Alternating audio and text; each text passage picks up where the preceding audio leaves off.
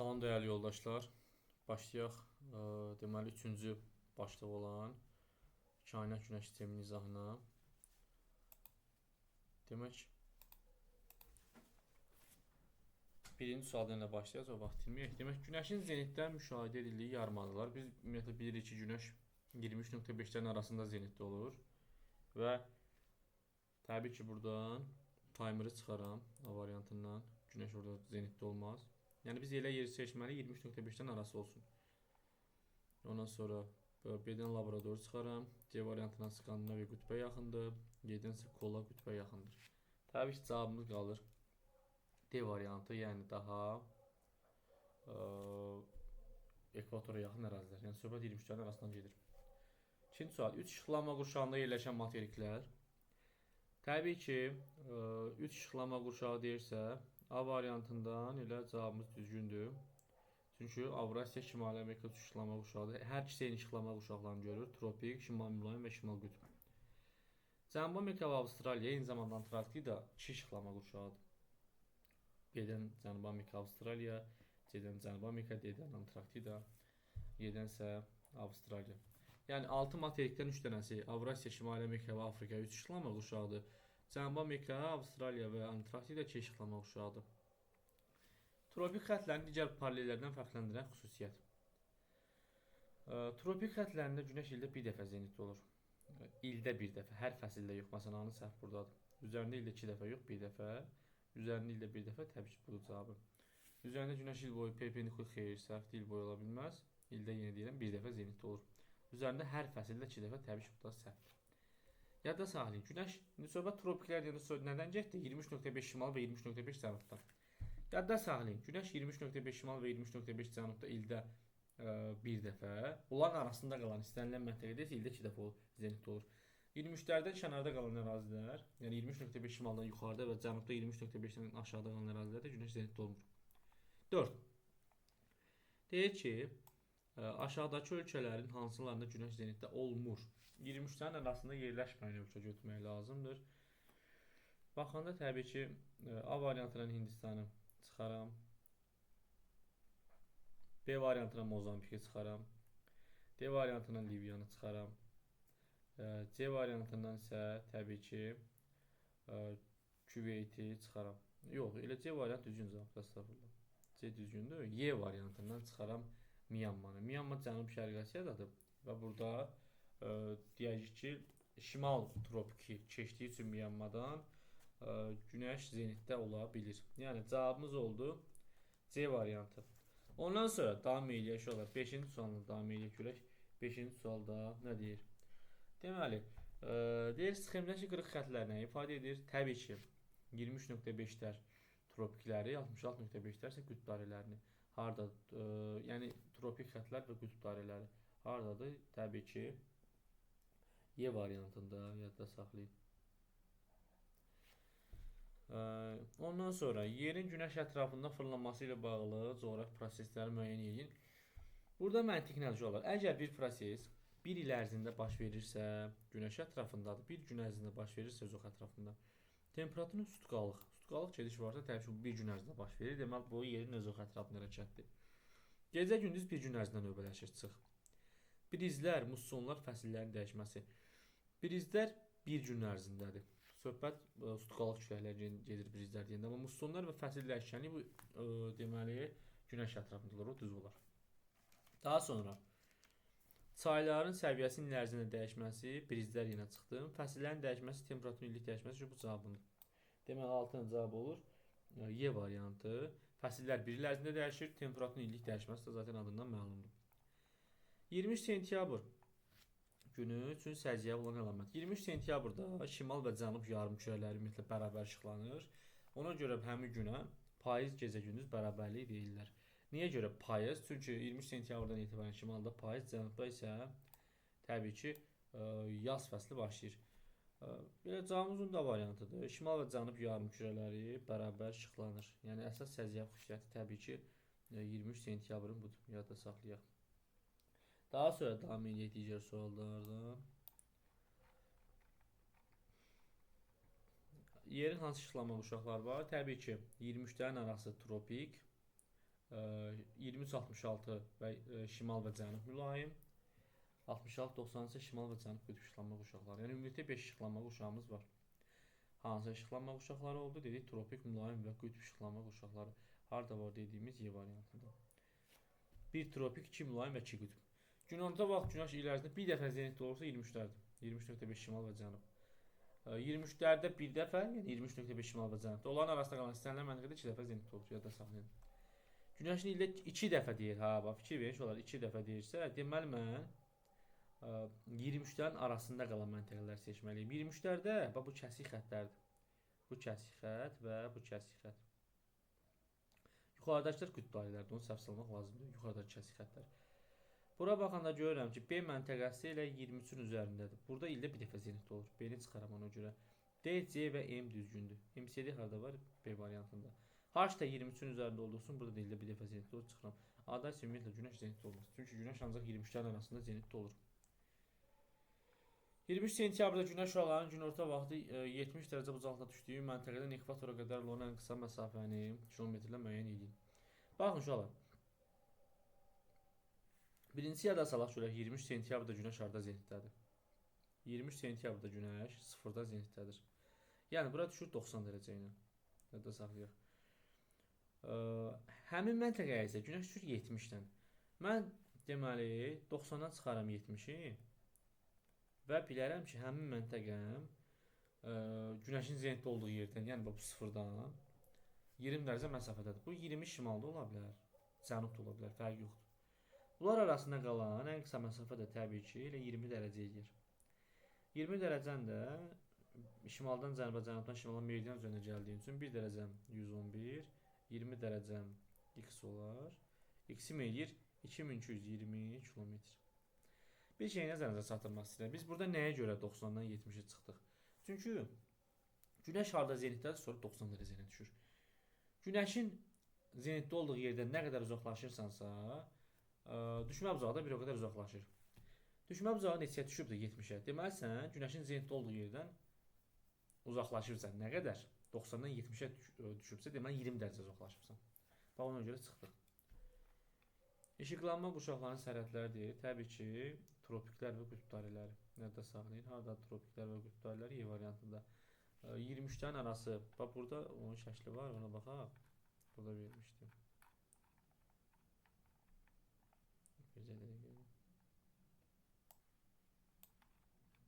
Bax bu işıqlanma quşaqlarıdır. Bax fikir ver, 23.5 şimalla 23.5 cənub arası məsələn tropikdir. Tropik. 23.66 şimal mülayim və cənub mülayim. 66-90 şimal qütb və cənub qütb. Fikir verir, sərhədlər hardan keçdi? Kəsik xəttlərdən, yəni tropiklərdən, yəni 23.5 şimal və cənubdan. Bir də qütb dairələri, yəni 66.5 şimal və cənubdan. Ondan sonra davam edək olar. İl boyu günəş şüalarının düşmə uzağı günorta vaxtı 66.5 dərəcədən kiçik olmadığı coğrafi eniş bu ekvatordur. İstənilən məntəqədə 66.5-dən kiçik ola bilər. Nəyə görə ekvatordur? Çünki tutaq ki, günəş bu ekvator xəttimiz olsun 0. Günəş ya 23.5 şimalda olsun və yaxud ya 23.5 cənubda olsun. Onun ikisində də eyni məsafə var, fərqi yoxdur. Yəni. Məsələn, buradan bura 23.5 dərəcə var. Günəş deyək ki, 23.5 cənubdadır, yəni 22 dekabrdır. Bura 90 ilə düşür. Buradan bura biz nə qədər getdik? 23.5 dərəcə, 23.5 cənubdan 0-a, elə 23.5 dərəcə gedərəm. Elə günəşin düşmə bucağı nə qədər azalır? 90 çıxılsın 23.5. Yəni 66.5. Ən az yəni bununla düşür. Bundan aşağı düşmür. Amma digərlərin hamısında təbii ki, daha kiçik bucaqdan düşər. Məsələn, 10 şimal deyək ki. 10 şimal buradadır. Günəş harda minimum düşər? 23.5 cənubda olsa, ona ən uzaq vəziyyətdə. Fərqli yarımkədə 33.5 var. 90-dan 33.5 çıxanda qalır. Məsələn, 56.5. Bu 66.5-dən kiçik oldu. Yəni istənilən rəqəmi yerinə qoysaq görərsiniz ki, təbii ki, kiçik olur. İl boyu günəş şüalarının düşmə bucağının 23.5-dən böyük olmadı deyirsə, bu da coğrafi qütblərimiz, yəni şimal və cənub qütbü ola bilər. Yadda saxlayın. Niyə şimal və ya cənub qütbüdür? Çünki deyək ki, burada şu maksimum düşmə uzağı deyir ha. Böyük deyirsə maksimumdan söhbət gedir. Deyək bura 90 olsun. Günəş 23.5 şimalda olsa, 90 şimala, indi cənubla da götürə bilər, fərqi yoxdur. Maksimum düşür də, düzdürmü? Buradan bura neçə dərəcə var? 66,5 dərəcə. Deməli günəş bura 90 ilə düşür və sən yuxarı 66.5 dərəcə qalxdığın üçün günəşin düşmə uzağı ilə həmin qədər azalar. Qalar 23.5 dərəcə. Yəni digər istənilən məntəqəni qoyanda belə deyək də, həmin o başqa daha böyük rəqəm alırıq. Sxemdə verilmiş hansı məntəqələrdə fəsil dəyişkənliyi aydın müşahidə edilir? Təbii ki, yadda saxlayın.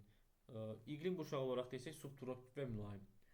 Amma belə başlanğıc olaraq belə yadda saxlaya bilərsiniz uşaqlar. Baxın, hazırlıqdakı uşaqlardan çox biz belə göstəririk. Ya bizim şürəmiz olsun.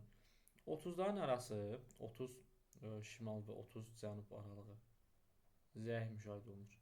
Bax, belə yadda saxlayaq. İqlimdən anlayışı olmayan uşaq üçün belə deyək, bir başlanğıc olaraq həmişə belə çəkirik.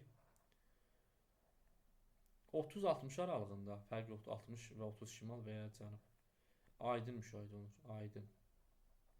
Aydın. 66-90 aralığında isə yenə zəif müşahidə olunur.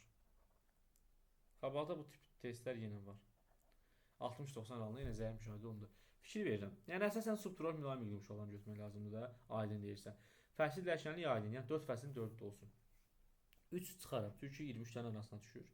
Yəni 30'ların arası və ya zəif müşahidə olunur. 5-13 kimi ekvatora yaxındır. Əsasən, yəni mülayim işıqlanma quşağına düşən ərazilər. 2-ni götürərəm, 4-ü götürərəm, bir də 6-nı götürərəm. Yəni cavabım olar A variantı. 7 qütbə yaxın hava ilboysu olar burada əsasən, 1 də 12 kimi. Yəni 30-60 şimal və ya cənub aralığında aydın müşahidə olunur. Amma 30'ların arası eyni zamanda 60-90 aralığında zəif müşahidə olunur.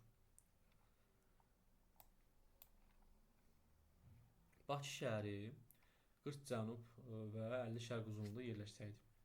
Normalda bilirik ki, biz Bakı şəhərinin 40 şimal və 50 şərq uzunluğunda yerləşir Bakı şəhəri. 50 şərq uzunluğu. Bu, belə deyək, hal-hazırda olandır. Bu da deyir ki, Bakı 40 şimalda yox, 40 cənubda yerləşsəydi nətər olardı? Yəni burada olsaydı nətər olardı? Görək nə deyir? Ən soyuq günlər yanvar ayıdır. Təbii ki, bu səhv olar. Bilsin, çünki yanvar şimalın qış aylarıdır. Yanvar cənubda yay aylarıdır. Yəni şimalın yayı iyun, iyul, avqustsa, cənubun yayı dekabr, yanvar, fevraldır. Deməli bu səhv ifadədir. Ən uzun gündüz 22 dekabrda müşahidə olunardı. Təbii ki, bu düzgün ifadə olar. Çünki 22 dekabrda şimal yarımkürəsinin ən uzun gecəsi, cənubun ən uzun gündüzüdür. Bakı əgər cənubda yerləşsə, təbii ki, ən uzun gündüz həmin tarixdə müşahidə olunardı. Payız fəsli 23 sentyabrda yox, 21 martda girər. Çünki payız fəsli 23 sentyabrdan sonra şimalda daxil olur. Bakı cənubda olsa səhv olar. Günəş 23-də zenitdə olardı. Təbii ki, bu da səhvdir. Çünki ümumiyyətlə Bakıda günəş zenitdə ola bilməz. Günəş 23-dən arası zenitdə olur. Ən qısa gecə 22 gündə, xeyr, ən uzun gecə 23 gündə olardı. Çünki 22 iyun tarixi şimalın ən uzun gündüzü, cənubun ən uzun gecəsidir. Bakı cənubda olduğu üçün ən uzun gecə olardı. Hansı məntəqələrdə ildə bir dəfə günəşin çıxma və batma hadisəsi müşahidə olunur? Bunlar coğrafi qütblərdir uşaqlar. Yadda saxlayın. 90 şimal və 90 cənub. Bir dəfə günəş çıxır, 6 ay gedir, sonra batır günəş yenidən bir 6 ay gedir. Amma qütb dairələrində ildə bir dəfə gecə və gündüzün növbələşməsi prosesi pozulur. Yəni burada əsas məsələ coğrafi qütblərdir, yadda saxlayın. 6 ay gecə, 6 ay gündüz. Qütb dairələri yox ha, qütblər. Ərazinin daha çox istilik alması üçün günəş şüaları hansı bucaqlıqda düşər? Daha böyük. Böyük rəqəmlər götürmək lazımdır.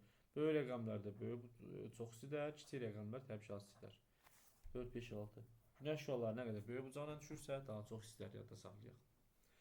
Şimal qütb işıqlanma quşağında yerləşən, yəni 66-90 aralığına düşən adalar götürmək lazımdır. Adam da ifadənin çıxır. B-də İrlandiya çıxır. C düzgündür. D-də Vancouver və Kuril çıxar. Y-də isə ümumiyyətlə Aluet adaları çıxar. Yadda saxlayın. Ondan sonra davam eləyək. Görək 20-də nə deyir? Londonun hansı istiqamətdə yerləşən məntəqələrdə günəş zenitli ola bilməz. Ümumiyyətlə biz bilirik ki, London şimal yarımkürəsindədir. Deyək bura ekvator olsun, yəni 0 dərəcəlik xəttimiz. Londonda şimalda olsun. Təqribi 50-55 şimal aralığına düşür London şəhəri. 55 şimal. Təqribi deyirəm, indi sonra səhv çıxmasın. Təqribən yazıram Londonu. Amma şimal yarımkürəsi və Qrimsin kəsişməsi. London bax təqrib bura düşür. Londondan sən cənub qərbə, cənuba və ya daha doğrusu cənub şərqə üzr istəyirəm adını düz deyək bunun. Cənub şərqə, cənuba və cənub qərbə doğru gəlsən, ekvatora yaxınlaşırsan. Və sən də bilirsən ki, günəş hansı aralıqda zenitdə olur? 23.5 şimalla 23.5 cənub aralığı. Yəni bu ərazilərə çatdığın üçün, yəni cənub şərq, cənub və cənub qərbdə günəş zenitdə ola bilər. Amma Londondan sən şimal şərqə, şimala və şimal qərbə getsən, günəşin zenitdə olma prosesi müşahidə oluna bilməz. O da dediklərimizdən D variantı. Düzgün cavab çıxır. 21. Yeni Zelandiyadan hansı istiqamətdə yerləşən məntəqələrdə günəş zenitdə ola bilməz? Yeni Zelandiya Londonun əksinədir. Nətər ki, London şimal yarımkürəsindədir. Yeni Zelandiya ki, olar tam əksinə, cənub yarımkürəsindədir. Cənub. Deyək ki, hər hansısa bir meridian üzərində olsun Yeni Zelandiya. Yeni Zelandiya. Sən Yeni Zelandiyadan şimala doğru, şimal şərqə və şimal qərbə doğru getsən, günəşin zenitdə olduğu bu 23-dən arasında çata bilərsən. Amma cənub şərq, cənub və cənub qərbə doğru getsən, günəşin zenitdə olduğu yerə çata bilməzsən. Zenitdə ola bilməz deyirsə, deməli sən cənuba getməlisən. Hansı coğrafi enlikdə qütb ulduzu görünmür? Cənub yarımkürəsində olar. Harda cənub var? D-da. Qütb ulduzu ümumiyyətlə ekvatordan ancaq şimalda görsənir. Bir də bunun bir məntiqi var. Coğrafi enliyi neçədirsə həmin bucağına düşür. Məsələn, 20 şimalsa qütb ulduzu 20 ilə düşər. 50 şimala 50 ilə, 70 şimala 70 ilə. Cənubda isə ümumiyyətlə görsənməz. Qütb ulduzunun müşahidə olunmadığı materiklər, ekvatordan cənubda qalan materiklər götürməliyik. Təbii ki, 2 dənə ilə materikimiz var. Antarktida və Avstraliya. Amma digər materiklərin istər Cənubi Amerika, istər Afrika, istər Şimali Amerika, istər Avrasiya. Bunların ekvatordan yuxarıda olan əraziləri var. Ona görə bunlarda qütb ulduzu görünə bilir. 3 işıqlanma quşağında yerləşən və günəşin bütün il boyu zenitdə deyirsə, təbii ki, Afrikadır. Çünki uşaqlar, Afrika materikinə fikir versəz, demək ki, Afrikanın tən ortasından ekvator xətti keçir. Ona görə həm 23.5 şimal, həm də 23.5 cənub tropik Afrikanı kəsir. Və il boyu Afrika üzərində günəş zenitdə ola bilir. Yadda saxlayın. Amma digər materiklərin heç birini 23.5-dən hər ikisi kəsmədiyi üçün, məsələn, Şimali Amerika və Avrasiyanın şimal 23.5 kəsir, Cənubi Amerika və Avstraliyanın cənub 23.5 kəsir. Bunlarda il boyu günəş zenitdə ola bilməz. Yəni söhbət yalnız Afrikadan gedir. Yadda saxlayın. Daha sonra 50 dərəcəyə paralel üzrə 90 dərəcə azimut tərkibinə səyək qütb ulduzu özündən hansı tərəfdə görər? Təbii solda görər. Bunu gəlin izah edək.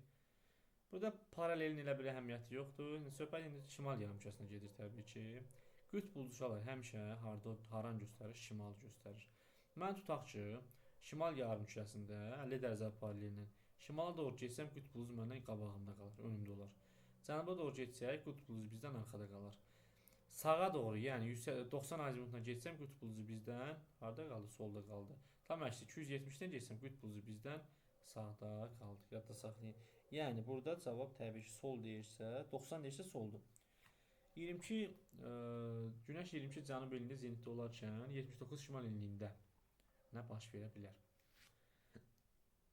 Deməli, baxaq şu alır. Birincisi, birbaşa düzgün cavaba keçmək istəyirəm. Günəş 22 cənubda, 79 şimalda qütb gecələri müşahidə olunur. Niyə? Bax, birincisi qütb gecələri və gündüzləri ancaq hansı aralıqda müşahidə oluna bilər? Təbii ki, 23-lərin, daha da 66-90 aralığında. Birinci bunu yada salaq. 23.5 şimal və 23.5 cənubu qeyd elədim. 66.5 şimal və 90 şimal, bunları da qeyd edək. 66.5 cənub və 90 cənub. Məsələ nədir uşaqlar? Deyəcək ki, Bax, Günəş 22 cənub enliyində zenitdə olarkən 22 cənub təqribən düşür bura. 23,5-dən yuxarı. Cəmi 90 dərəcə eləməlidir. Burada qütb gecə və gündüzlərini seçərkən ağlınıza ilk növbədə 90 dərəcə gəlsin bu tip suallarda. 22 dərəcənin üzərinə nə gəlsən 90 il yaşarlar. Təbii ki 68 dərəcə. Bu bizim nə mənaya gəlir? Elədir 90. Deməli Günəş 22 cənubdadırsa, 68 cənub enliyindən aşağıda cənubdadırsa qütb gündüzü, 68-dən aşağıda gündüz. Tam əksinə, şimalda da 68-dən yuxarıda xətt əyiləcək də bizə dəqiqə. Şimalda da 68-dən yuxarıda nə olar? Qütb gecəsi. Aydın oldu. 79 da 68-dən yuxarıda olduğu üçün 79 şimal. Təbii ki, burada da nə müşahidə olunur? Qütb gecələri müşahidə olunur. Yadda saxlayın. 21 martdan başlayaraq hansı məntəqədə qütb gündüzləri? 21 martdan Günəş ekvatorda zenitdə olur. Martdan etibarən Günəş meyl edir şimala. Şimala meyl elədiyi üçün şimal qütbündə qütb gündüzləri olur. Amma məsələn 23 sentyabrdan etibarən Günəş meyl edir cənuba, 23 sentyabrda versə cənub. Elə verib də 28 sual buna bənzəyir. 28 sentyabrdan başlayaraq hansı məntəqələrdə qütb gecələri? İndi məsələ nədir? 23 sentyabrdan etibarən Günəş cənuba meyl edir. Ona görə cənubda gündüz olar. Tam əksi, yəni yenə harda gecə olar? 90 şimal, yəni şimal qütbündə. Yəni hər ikisinə cavab qütbdür. Sadəcə məntiq nədir? Günəş hara meyl edirsə o həmin qütb. Gündüz onun əksi gecə olur. Məsələn 21 martda 27-ci sualda söhbət gedir. Günəş meyl elədi şimala doğru. Şimal qütbündə gündüzdür, cənubda gecədir. Burada bizdən gündüzü istədiyinə görə şimal qütbünü götürürəm. 28-ci sualda da 23 sentyabrdan cənuba doğru meyl edir də. Deməli burada da cənubda gündüzdür, şimalda gecə. Yenə bizdə nəyə istəyir bir dəfə gecəni? Deməli yenə şimal qütbüdür. 29. Yay gün dönümündə günorta vaxtı Bakı şəhərində günəş olan düşmə uzanı tapın. Uşaqlar, ümumiyyətlə yay gün dönümündə günəş 23,5 şimal enliyində zenitdə olur. Bakıda 40 şimalda. Harda zenitdədirsə, ora 90 dərəcə ilə düşür. Yəni 23,5 şimala 90-dan düşür. Günəşin zenitdə olduğu yerdən neçə dərəcə uzaqlaşırsansa, günəşin düşmə uzağı bir o qədər azalır. 23,5-dən 40 dərəcə şimala qədər neçə dərəcə uzaqlaşmışıq? Təbii ki, eyni yarımçı olduğu üçün çıxıram. 16,5 dərəcə. Deməli, günəşin düşmə uzağı bu qədər azalmalıdır. Yəni, buradan bura çünki 16,5 dərəcə hərəkət eləmiş. 90 minus 16,5 dərəcə. Qalır, təbii ki, 73,5 dərəcə. Deməli, həmin tarixdə günəş bura 73,5 dərəcə ilə düşər. Yadda saxlayın. Ondan sonra yay gün dönümündə günorta vaxt Bakı şəhərində günəş olur. Hə, bunu tapdıq da gözləyirəm. Ekvatora il ərzində günəş şüalarının günorta vaxtı minimum düşmə uzağı. Maksimum və minimum nətər tapılır? Günəş bir məntəqəyə ən yaxın vəziyyətində maksimum düşür, ən uzaq vəziyyətində minimum düşür. Günəş ekvatorda zenitdə olarsa təbii ki maksimum düşər. Yəni bunu hesablamaya ehtiyac yoxdur. Bəs günəş ekvatora nə zaman minimum düşər? Ya 23,5 şimalda olan da 23,5 cənubda olan da. Çünki ekvatordan hər ikisinə eyni dərəcə var. Məsələ nədir indi?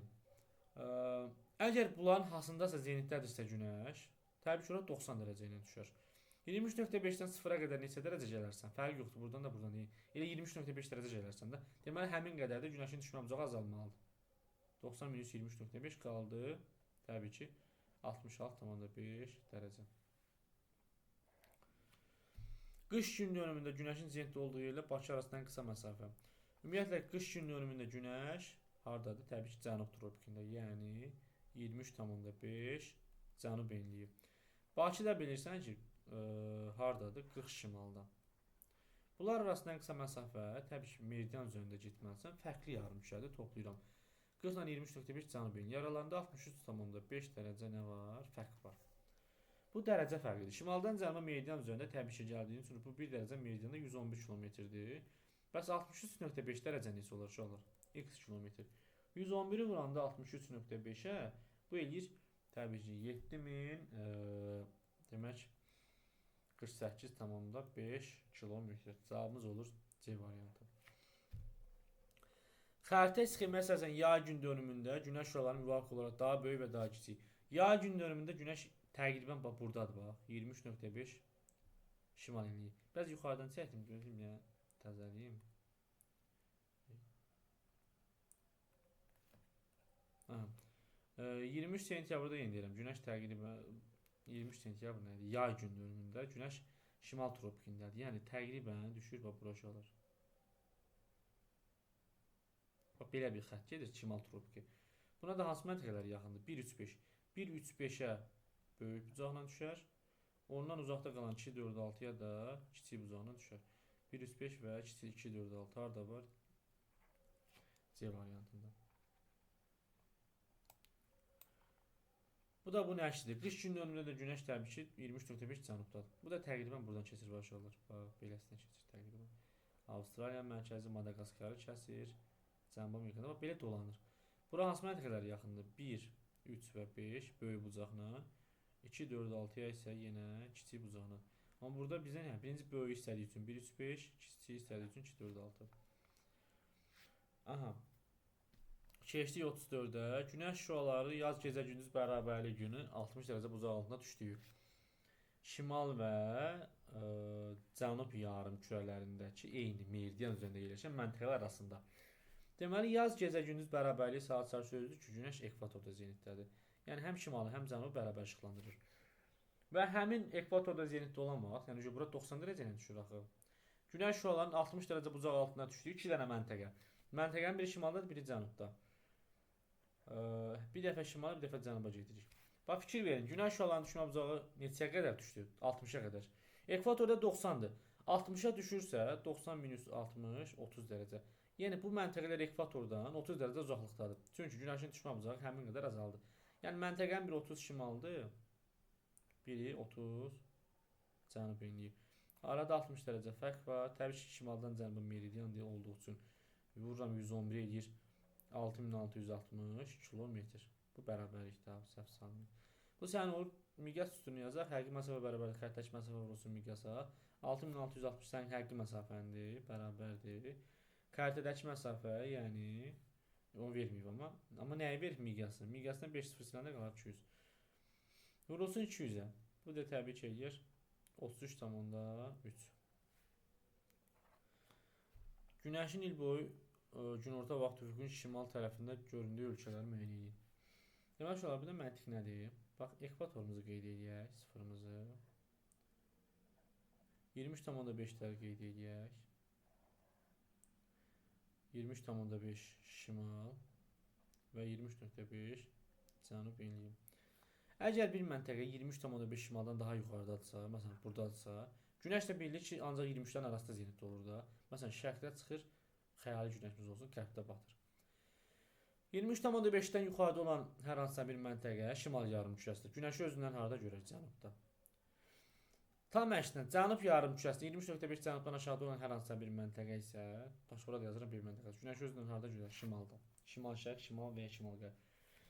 Əgər bir məntəqə 23-dən arasındasın, məsələn, burada C məntəqəsi yazıram. Günəşi özündən həm şimalda görür, həm cənubda. Niyə? Nə tər olur bu? Məsələn, 22 gündə Günəş buradadır. Özündən şimalda görür. Amma 22 dekabrda Günəş buradadır, özündən cənubda görür. Yadda saxlayın. Bu həm şimalda, həm cənubda görənlər 23-dən arasında qalan ölkələrdir. Cənubda görənlər şimal yarımkürəsi, 23-dən yuxarıda qalan, şimalda görənlər isə 23,5-dən aşağıda qalan ölkələrdir. Şimal tərəfində görür deyirsə, cənub yarımkürəsində yerləşən ölkələri götürürəm. 3, 2 və 4. Harada var? 3, 4, B variantında. Aşağıdakı fikirlərdən hansı fikirlərdən qış gündönümü günü üçün doğru olanı müəyyən edin. Qış gündönümü 22 dekabrdır. Cənubun ən uzun gündüzü, cənubda yay fəsli, şimalda qış fəsli. Günəş ekvatorda xeyr. Ekvatorda 21 mart və 23 sentyabr olar, bu səhvdir.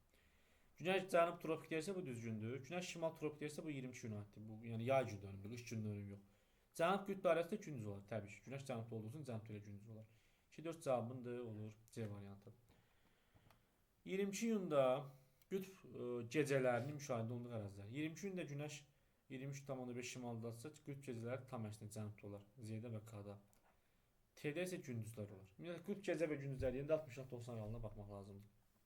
Günəş harda zenitdədirsə, həmin yarımkürənin qütbündə gündüz, onun tam əksinə gecədir. 22 gündə şimalda olduğu üçün şimalda gündüz, tam əksi gecə, ZK-da gecə olar.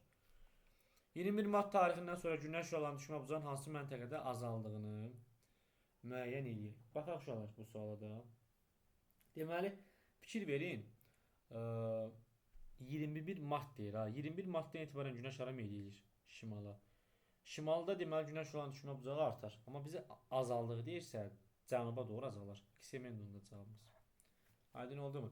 Amma məsələn 23 sentyabr desə 23 sentyabrdan sonra günəş hara meyl eləyir cənuba?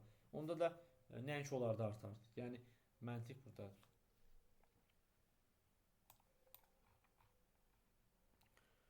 Sonra görək nə deyir 39-da. Yay gün dönümü günü aşağıdakı coğrafi enliklərin hansında gündüzün uzunluğu çox olar? Bax bu məntiq nədir uşaqlar? Bir məntəqə qütbə nə qədər yaxındırsa, yayda gündüzün uzunluğu çoxdur, qışda da gecənin.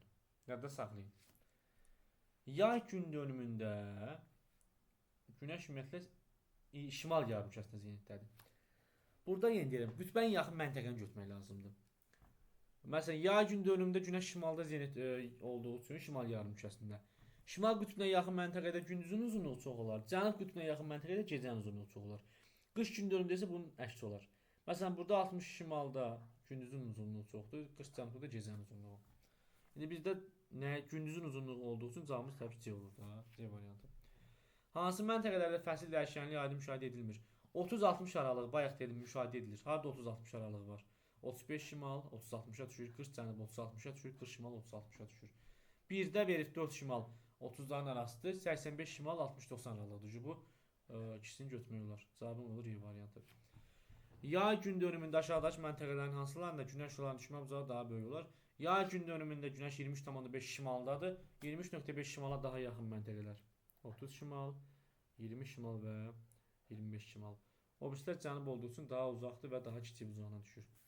1, 3, 5. Qış gün dönümü desəm, amma tam əks götürərdim. 2, 4, 6. 42. Deyir 30 şimal elində yerləşən Lxasa şəhərinə, günəş şüalarının ən böyük və ən kiçik düşmə bucağı. Ümumiyyətlə, yenə çəkək ekvator xəttimizi. Ekvator təbii ki 0 dərəcəli xəttdir. 23,5 şimal. 23,5 cənub enliyi. Və 40 şimal. Daha doğrusu 30 şimal. Bura Lxasadır. Şəhərin adını da bizə Çinin şəhəridir. Yəni belə arada uşaqlar sual verir hansı ölkənin şəhəridir. Yəni şəhərin adı heç bizə lazım da deyil. Əsas 30 şimal lazımdır. Birinci yada salaq ki, günəş ancaq bu aralıqda zenit olur, 23-dən arasında. Günəş bir məntəqəyə nə qədər yaxınsa maksimum bucağına düşər, nə qədər uzaqsa minimum bucağına düşər. Bax fikir verirəm. Birinci maksimum bucağı tapıram, yəni ən böyük bucağı tapıram. Ən böyük bucağına nə vaxt düşər? Ona ən yaxın vəziyyətdə, yəni 23,5 şimalda olsa. 23,5 şimaldan 30 şimala 6,5 dərəcə var. Təbii ki, deməli, günəşin zenitdə olduğu yerdən, yəni 90 dərəcə bucaqla düşdü 23,5-dən, bura qədər 6,5 dərəcə hərəkət elədim. Deməli, həmin qədər günəşin düşmə bucağı azalmalıdır. 83,5 dərəcə. Bu maksimum oldu. Minimumda təbii ki, ona ən uzaq vəziyyətdə olar, yəni 23,5 cənubda olar. 23,5 cənubdan 30 şimala təbii ki, fərqli yarımkəd toplayıram, 53,5 dərəcə var. Deməli, günəşin zenitdə olduğu yerdən 90-dan sən 53,5 dərəcə uzaqlaşdın. Qaldı 36,5 dərəcə. 83,5 dərəcə, 36,5 dərəcə. Harada var? Y variantında. Hansı iki məntəqə üzərində günəşin zenitdə olma vaxtları arasında fərq böyükdür? Birincisi, B-ni çıxıram görən kimi. Çünki B-də ümumiyyətlə günəş zenitdə olmur. Baxaq bura. A məntəqəsi 23,5 şimaldır. Yəni 22 gün də burada zenitdə olur. 22 iyun. D 23,5 cənubdur. Söhbət 22 dekabrdan gedir. Burada da zenitdə olur. 22 dekabr. C məntəqəsinə baxın uşaqlar. Burada günəş 2 dəfə zenitdə olur bilirik ki. 21 martda və 23 sentyabrda. Fikir verin. Burada cavab AD-dir. Niyə? Məsələn, AC və ya CD ola bilməz. Versə. Çünki A ilə C arasında mart və iyun ayı arasında 3 ay fərq var və ya iyun və sentyabr arasında 3 ay fərq var. Burada da deyirik ki 22 dekabrda daxildir da günəş zenitdə olma tarixi. Dekabrla mart arasında və ya dekabrla demək sentyabr arasında yenə 3 ay fərq var. Amma iyunla dekabr arasında söhbət A və D-dən gedir. 6 ay fərq var. Ona görə daha böyük fərq var. Yadda saxlayın. AD hardadır? A variantında. 44. 23 sentyabr tarixində Günəş şüalarında kiçik buzaq altında göründüyü məntəqələr müəyyən edin. 23 sentyabrda Günəş ekvatorda zenitdədir. Yəni bura ən böyük bucağına düşür. Bura ən böyük bucağına düşürsə, bura məntəqə yaxındırsa sıfıra. Düşmə bucağı böyükdür. Sıfırdan nə qədər uzaqlaşırsansa düşmə bucağı bir o qədər kiçilir. Ən uzaqlar hansıları? T ilə M. Bizdən də ən kiçik istəyirsə elə cavabın T ilə M-dir. Eyni coğrafi uzunluğa malik olan Günəşin zenitdə ola bildiyi hansı məntəqələr arasında məsafə daha böyük olur? Sadə sualdır. 23.5 şimal, 23.5 cənub arasında fərqli yarımşar toplayıram. 47 dərəcə var. 23.5 şimal, 10 şimal eyni yarımşardır. Çıxıram. 13.5 dərəcə var. 23.5 şimalla 10 cənub fərqli yarımşar toplayıram, eləyir 33.5 dərəcə. 20 cənubla 20 şimal fərqli yarımşar toplayıram, eləyir 40 dərəcə. 23.5 cənubla 0 arasında elə təbii ki 23.5 dərəcə var. Məntəqələrdən məsafə, dərəcə fərqi böyüksə məsafə də böyük. Çünki bunların hamısını ayrılıqda biz 111-ə vurmalıyıq da. Məsafə qısa olar deyirsə, ən qısa B-dir, 13.5 dərəcə. Digər suala keçək. Bu deməli 45-ci sual idi. Keçək 46-cı suala görə burada nə deyir? Hansı məntəqələrdə ildə 2 dəfə günorta vaxtı şaqlı obyektin kölgəsidir? Kölgə etmək nə demək? Günəş orada zenitdə olur. Günəş 23.5-lərdə ildə bir dəfə, amma onların arasında qalan istənilən məntəqədə ildə 2 dəfə zenitdə olur. Bu kəsik xəttim şimal 23.5-dir. Bu da cənub. H ilə B bu kəsik xəttlərə, yəni 23.5-lərə düşdü. Bunlarda ildə bir dəfə zenitdə olur, amma bizdən ildə deyir 2 dəfə zenitdə olsun. 2 dəfə. O da bunların arasında qalan məntəqələrdir. Yəni M, C və D. Yəni deyirəm, Günəş 23.5-lərdə bir dəfə, onun arasında qalan istənilən məntəqədə ildə 2 dəfə zenitdə olur. Sxemdə verilən hansı məntəqələrin üzərində Günəş zenitdə olmur? 23.5-lər də daxil olmaqla bunların arasında olur. Deyən xəttim biraz uzun çəkdi. Bir dəqiqə.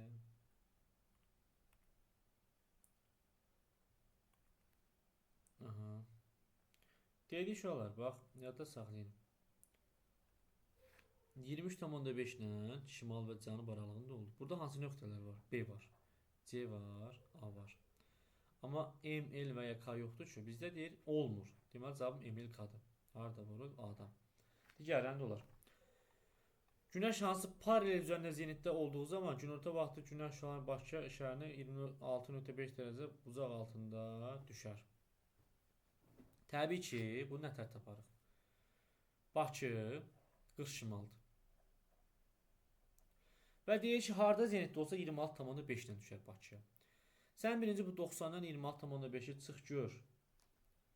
Sən bu 90-dan 26.5-i çıx gör. Neçə dərəcə qalır?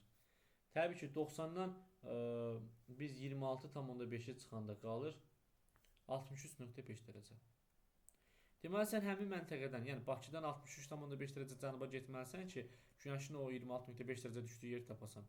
Təbii ki, 40 şimaldan 63.5 dərəcə cənuba gedəndə çatırsan 23.5 cənub enliyi. Bu da cənub tropiki deməkdir. 23.5 cənub, digərinin adı ilə cənub tropiki adlandıra bilərik. Və yaxud Günəş deyir hansı paralel üzərində zenitdə olsa, Bakı şəhərinə 73.5-dən düşər. Yenə Bakı 40 şimaldır, 40 şimal. Və onu qeyd edəcəyik ki, 90-dan çıxıram yenə 73.5-i, qalır 16.5 dərəcə. Deməli, sən Bakının olduğu yerdə, yəni 40 şimaldan 16.5 dərəcə cənuba getməlisən. Çatırsan 23.5 şimala. Onun da digər adı nədir? Şimal tropiki. 50. 22 dekabrda hansı coğrafi enlikdə Günəşin çıxdığı vaxt yerə bastırılmış şaquli dirəyin kölgəsi 270 azimutu göstərər. Düz onun elə yanılmalıdır. Yəni tam qərb deyirsə cənub tropiki olacaq. Niyə? Bunun bir şəklini çəkək, izah edək. Bax. Bura 0 olsun, yəni ekvator. Bura 23.5 şimal olsun. Burada 23.5 cənub olsun. Təsəvvür edin. 22 dekabrda Günəş hardadır? 23.5 cənubda. Günəş buradan çıxıbdır. Bunların üzərində də bir neçə məntəqə yaza bilərik də. Məsələn, A məntəqəsi olsun, B olsun, C olsun, D olsun və ya Y olsun. Fərqi yoxdur. Şimaldan cənuba bir çox məntəqə yazа bilərik. Günəş buradan öz şüasını saçsa, bu məntəqələrin hamısına meyilli vurur. Ona görə kölgənin istiqaməti də fərqli olur. Amma tam günəşin yanındakı məntəqə sağından vurduğu üçün bunun kölgəsi düşər sola, yəni 270 azimuta düşər. Aydın oldu. Yəni bu tip suallarda düz hardasa ona uyğun yer götürmək lazımdır. 22 dekabrda cənub tropikində olduğu üçün cənub tropikini götürürəm. 51-ci suala baxaq. 22 gündə gündüzün uzunluğunun azalmasına görə məntəqələrin sırasını müəyyən edin. 22 gündə günəş zenitdədir. Harda? 23,5 şimalda, yəni burada. Bu zaman, yəni gündüz harda uzunluq çox olur? Qütbə məntəqəyə qədər yaxınsa uzunluq çox olur. Gecə və gündüz arasında fərq böyük olur. Ona görə, məsələn 23,5 şimalda zenitdə olduğu üçün şimal qütbünə yaxın məntəqə məsələn burada 1-dir. Ən uzun budur. Sonra 2 gələr. Sonra 4, 3, 5, 6. Ona görə, yəni şimal yuxarıdan aşağı düzürəm. 22 dekabr olsa tam əksini cənubdan şimala düzərdim. Ondan sonra davam edək. Verilən dərəcə tornasından gecə gündüzün adi növbələşdiyi. Gecə gündüzün adi növbələşdiyi əsasən qütblərdən kənarda qalan ərazilərdir. Yəni 66-90 aralığında gecə gündüzün adi növbələşməsi pozulur. Buna görə mən 5-cini çıxıram. Çünki 70-80 qütbə çıxır, düşür.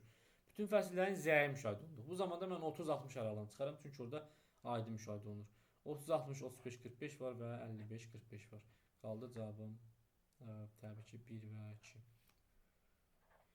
53. Verilən dərəcə toruna əsasən gecə gündüzün adi növbələşdiyi. Adi növbələşmə varsa 66-90 aralığını çıxaram. 4 getdi. Və fəsillərin adi müşahidə. Bu dəfə də 30-60 aralığını götürərəm. Harada var? 3-də və 1-də. Digərləri fikir versəniz 5 və 2 ekvatora yaxın olduğu üçün fəsillər zəyi müşahidə olunur. Yay gündönümündə günorta vaxtı. Yay gündönümündə günəş 23.5 şimaldadır, yəni şimal tropikində. Böyük bucağından deyirsə, oraya yaxın məntəqələr götürürəm. Elə baxanda görürəm ki, 54-cü cavabı elə A variantıdır. Çünki Havana Kuban paytaxtıdır, 23,5 şimala yaxındır. Dəkkə Banqladeşin paytaxtı 23,5 şimala yaxındır. Qahirə də onun kimi. Məsələn, Kambera cənubdadır, çıxıram. Ondan sonra Karakas nisbətən mülayim enliklərdə, Karakas deyirəm, Washington çıxıram. Ankara onun kimi, Santiago cənub yarımkəsindən çıxıram. Buenos Aires cənub yarımkəsindən çıxıram. Çünki bizə yay gündönümü deyir ha, şunlar. 55 bunun əksidir. Qış gündönümündə deyirsə və böyük bucaqla deyir ha. Deməli cənub yarımkəsinin şəhərlərini götürmək lazımdır. Cavabım olur B variantı. Deyəcəyik nəyə görə B variantı olur burada? Çünki Kambera Avstraliyadadır, Santiago Çilidədir, Braziliyada ilə Braziliyadadır. Bunlar cənub yarımkəsindən düşən şəhərlərdir. Ondan sonra günəş şüalarının günorta vaxtı düşmə bucaqlarının verildiyi sxemaya aid olduğu deməli günü müəyyən edin.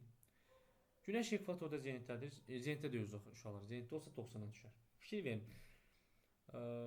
66,5-də düşürsə, deməli ekvatordan 23,5 deməli dərəcə məntəqə məsafədədir. Niyə?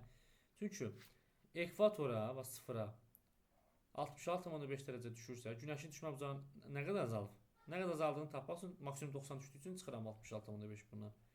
Qalan 23,5. Bu şimalda ola bilər, cənubda, amma şimalda bilirsiniz niyə? İkincidən biz bunu başa düşürük. 30 şimala 83,5 ilə düşür. Bax təsəvvür edin, bura 30 şimal olsun. Bura 83,5 ilə düşürsə, nə qədər azalıbdır? 90 minus 83,5 dərəcə. Deməli arada 6,5 dərəcə fərq var. Deməli 6,5 dərəcə burada cənuba hərəkət etməliyəm. Qalır 23,5 şimal enliyi. 23,5 şimalda nəyin digər adı? Yay gündönümünü yadda saxla. Keçdik bu tərəfə. Bu da o birisinin əksidir bax. Yenə burada 23,5 şimala 43 ilə düşürsə, bax 23,5 şimala 43 dərəcə ilə düşürsə nə qədər azalıb? 90 minus 43. Qalar mı 47 dərəcə? Deməli həmin bu məntəqədən 47 dərəcə mən cənuba getməliyəm. 23,5 şimaldan 47 cənuba gedir, çatırsan 23,5 cənub enliyinə. Bu da haradır? Təbii ki, ekvator, cənub tropiki. Orada da qış gündönümü deyə bilər, digər adından buna. Əgər günəş onun cənub belində zenitdə olarsa, 50 dərəcə cənub belində dayanən müşahidəçi günəş hansı istiqamətdə görər? Təbii ki, şimalda. Yadda saxlayın. Çünki amma dayan, burada çıxdığını görər deyir. Hə, onda şimal şərqdir. Günorta vaxtı şimalda görər. İndi səbəbini izah edək olar. Bu deyək ki, yer kürəsi olsun. Günəş ümumiyyətlə 23-lərin arasında zenitdə olur. Bu ayrı. Bunu yadda saxlayaq. 50 cənub aşağı düşür. Deyək ki, bura olsun 50 cənub. Müşahidəsi də burada. A məntəqəsi burada olsun. Günəş də bura 0 olsun. Burada olsun məsəl üçün 10 cənub. Günəş səhər tezdən şərqdən çıxır. Günorta tənörtədə olur. Gecədə qərbdə batır. Əgər səhər dediyi üçün A məntəqəsindən baxanda günəş şimal-şərqdə olar. Günorta şimalda olar. Axşamda şimal-qərbdə olur. Yadda saxlayın. Bizdən çıxdığı deyirsə təbii ki, bu səhər olmalıdır da. Yəni şimal-şərq. Bulutsuz havada gecə vaxtı qütb ulduzunun şimal yarımkürəsində yüksək sinacılıqda hərəkət edən turist hansı tərəfdə görür? Arxadan. Məsələn, bura sənin qütb ulduzun olsun. Bax, 0 azimutundan geçsən qütb ulduzu qarşında olar, amma onun əksinə geçsən qalar arxadan. Bax, Kür-Araz ovalı deyir. Kür-Araz ovalı hardadır? Azərbaycanda. Kür-Araz ovalı Azərbaycandadır. O ovalına səyahətə çıxan turistlərin kölgəsi günorta vaxtı onların hərəkət istiqamətindədir. Ümumiyyətlə, günorta günəş deməli belə deyək də, tam arxadan vuracaq həmin turistlərə. Kölgə ilə deməli istiqamət eynidirsə, bu şimal olmalıdır. Çünki bizdə ümumiyyətlə kölgə şimala tərəf yönəlir həmişə. Niyə? Səbəbini deyək. Günəş çünki bizə 23,5 şimal və ya 23,5 cənub aralığından vurur da, düzdürmü? Yəni buradan vurur. Biz də 40 şimaldayıq da, indi Bakıdan yadda saxlayaq. 40 şimal eləyib. Və burada günorta sözü işlədir. Məsələn, burada dayanan müşahidəçidir və ya deyək ki, turistdir. Günəş səhər tezdən çıxsa, günəş cənub-şərqdən çıxır axı Azərbaycandan baxanda, biz 40 şimaldayıq. Günəş şərqdən çıxır. Bizdən baxanda cənub-şərqdən. Kölgəsini buradan vurur, şüasını buradan vurur cənub-şərqdən. Avtomatik kölgə düşür şimal-qərbə. Gecə buradadır. Günəş gecə buradan batır. Buradan vuranda kölgə gedir bura. Amma günorta dediyi üçün tam yanında olmalıdır. Buradan vuranda kölgə gedir elə şimala. Aydın oldu mu? Hansı istiqamətə hərəkət etdiklərini müəyyən edin. Yəni burada turist ümumiyyətlə hansı istiqamətə gedir, getsin, kölgə şimala vuracaq. Bunlar da deyir ki, kölgənin istiqamətindən getdikləri yerə indi, demək şimala gedirlər. Aha. Günəş 10 şimal enliyində zenitdə olarkən hansı coğrafi enliklərdə gecə olar? Cəmi dediyək 90 eləməlidir qütb gecə gündüzlərində. Onun üzərinə neçə gəlsəm 90 eləyir 80. Təbii ki 10 şimal olduğu üçün 80 şimaldan yuxarıda, şimaldadır bu. 80 şimaldan yuxarıda gündüz, cənubda da 80-dən aşağı gecə olar. Saat gecə olduğu üçün cənubu götürməlisən. 80-90 aralığında. 2, 5 və 4. 20 cənubda deyirsə, 20 cənubdadırsa yenə cəmi 90 eləməlidir. Cəmi 90 eləməlidir. Nə gəlsəm üzərinə 90 eləyir, 70 gəlsəm 20-dən 70-90 eləyir. Deməli, 70-dən, bax cənub deyir ha. Cənub yarımkürəsində 70-dən aşağıda gündüz, şimalda da 70-dən yuxarı gecə olar. Deməli, yenə gündüz dediyi üçün sən cənub yarımkürəsi götürməlisən 70-dən aşağı. Harda var? 2-də var, 4-də və 6-da var. Hardadır? Y variantı. İl ərzində günorta vaxtı günəş şüalarının ən böyük və ən kiçik bucağı istəyir Bakıya. Günəş ümumiyyətlə bildik ki 23,5-dən arasındadır. 23,5 şimal enliyi və 23,5 cənub enliyi. Bax, günəş bu aralıqda zenitdə olur. Bakı 40 şimaldadır. Günəş Bakıya nə vaxt maksimum düşər? Ona ən yaxın olanda, yəni burada olanda. 23,5 şimalda 40 şimala neçə dərəcə var? 16,5 dərəcə. Günəşin düşmə bucağı nə qədər azalar? 16,5 dərəcə. 90 minus 16,5. Bu 73,5 dərəcələrdir. Bu maksimum oldu. Çünki ən yaxın vəziyyət götürdüm. 23,5 cənubdan da 40 şimala var. Təbii ki 63,5 dərəcə. Deməli, günəş burada da bu qədər azalır. 90 çıxılsın 63,5 dərəcə qalır. 26,5 dərəcə. Bu da minimum düşmə bucağı olar. Harda var? 73 və 26. Yay gün dönümündə günəş şüalarının 90 dərəcə bucaq altında düşdüyü məntəqə ilə şimal qütbləri arasında qısa məsafə. Ümumiyyətlə yay gün dönümündə günəş harda zenitlər, sonra 90 dərəcə ilə düşər. Bu da təbii ki, haradır? Deməli 23,5 şimal. Şimal qütbü isə şualar, amma qütb dairəsi deyir, hə, səhv eləməyək. Qütb desə 90 götürərəm, amma qütb dairəsi 66,5-dir. Və hər ikisi şimaldır, ha. Çünki yay gün dönümündə də günəş şimalda olur axı. Aralarında 43 dərəcə fərq var. Çünki hər ikisi şimaldır. Keçək 65-ə. Fikir verin uşaqlar, bu tip suallarda qütblərə baxmaq lazımdır. Hansı qütb işıqlıdırsa, deməli günəş həmin yarımkürədir. Baxanda görürəm ki, soldakı kürədə şimal qütbü işıqlı, cənub qütbü isə qaranlıqdır. Deməli birinci 22 iyundur. Çünki şimal qütbü işıqlıdır, şimalda olmalıdır günəş. Amma ikinci tam məşqdir. Şimal qütbü qaranlıq, cənub qütbü işıqlıdır. Deməli ki, bu 22 dekabr tarixidir. 22 gün digər adı yay gün dönümü, 22 dekabrın digər adı qış gün dönümüdür. Şimal qütb dairəsində qütb gecəsidir. Şimalda gecədirsə təbii ki, bu bir gecə 1-ə. Yəni 22 dekabrda şimalda gecə idi axı. Yerin günəş ətrafında meyilli hərəkəti bu ortaqdır. 2 ortaqdır. 22 dekabr tarixinin uyğun gəlir təbii ki, bu da gedir 2-yə. Günəş şimal tropiki deyirsə təbii ki 22 gün olduğu üçün 1-ə. İl ərzində bir dəfə müşahidə olunur ortaqdır. Çünki hər ikisində ildə günəş bir dəfə zenit olur. Yay gün dönümü təbii ki gedir 22 günə. 4, 6, 1, 3 və 2, 5 ardıcıllıq harda var? Təbii ki D-da. Eyler-Venn diaqramına əsasən günəş il boyu. Bax bayaq dedim. Şimalda görürsə ölkə cənub yarımkürəsində olmalıdır. Cənubda görürsə şimal yarımkürəsi, həm şimal həm cənub görürsə tropiklərin arası. Özbəkistan şimal yarımkürəsində yerləşən ölkədir. Deməli günəşi özündən cənubda görər. Yeni Zelandiya cənub yarımkürəsində yerləşən ölkədir. Günəşi özündən şimalda görər. Uruqvay yenə cənub yarımkürəsində yerləşən ölkədir. Günəşi özündən şimalda görər. Kolumbiya tropiklərin arası tərk yerdə görür. Türkiyə deməli sərgəli yazaq. Hə 4. Kolumbiya dedik. Türkiyə şimal yarımkürəsində olduğu üçün cənubda görər. Malayziya yenə tropiklərin arasındadır. Hər iki tərəfdə görər. 2, 3, 1, 5 və 4, 6. Harada var? C variantında. Sonra davam eləyək. Yenə eyni məntiqdir. Yay gün dönümü, qış gün dönümü. Yay gün dönümü 22 günü digər addır. Qış gün dönümü 22 dekabrın digər addır. Günəş şüaları gün orta vaxtı ekvatora 66,5 dərəcə düşürsə bu ortaqdır. Çünki hər ikisindən ekvatora eyni məsafə olduğu üçün hər ikisində 66,5 olar. Şimal qütb dairəsində gündüzdür. Deməli bu yay gün dönümü. Şimal qütb dairəsində gecədir, qış gün dönümü. Bakıda gündüzlər gecədən qısadır. Gündüzlər nə vaxt qısa olur? Qışda qısa olur da, gecələr uzun olur. Təbii ki, qış gün dönümü. Ekvatorda gecə gündüz uzunluğu bərabərdir. Ekvatorda il boyu onsuz gecə ilə gündüzün uzunluğu bərabər olur.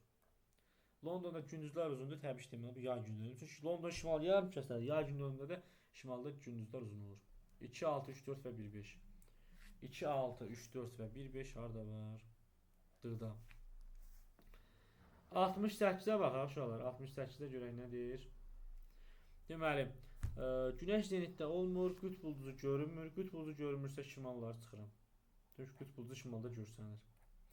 22 gündə gecənin uzunluğu. Bax, bu qütb dairəsi bilirsiniz niyə? Çünki cənub tropik xəttində gecə-gündüz söhbət edə bilmərik axı, qütb gecəsi və ya qütb gündüzü. Çünki qütblərdə ancaq ola bilər bu söhbət. Ona görə cavabım olur D variantı. Yəni 22 gündə gecənin uzunluğu 24 saata çatırsa, deməli burada qütb gecəsi olur. O da ancaq 66-90 aralığında müşahidə oluna bilər. Baxaq uşaqlar 69-cu suala. Yay gün dönümü günü şimal yarımkürəsində Greenwich meridianı üzrə günəş şüalarının günorta vaxtı düşmə uzağı 47 dərəcə olan məntəqədən. Aha. Gəl hissəsə gedək uşaqlar. Yay gün dönümü deyir. Birinci ekvator xəttimizi çəkirik. Sıfırımızı. Yay gün dönümü deyirsə 23,5 şimalımızı çəkək. Çünki günəş burada zenitdədir.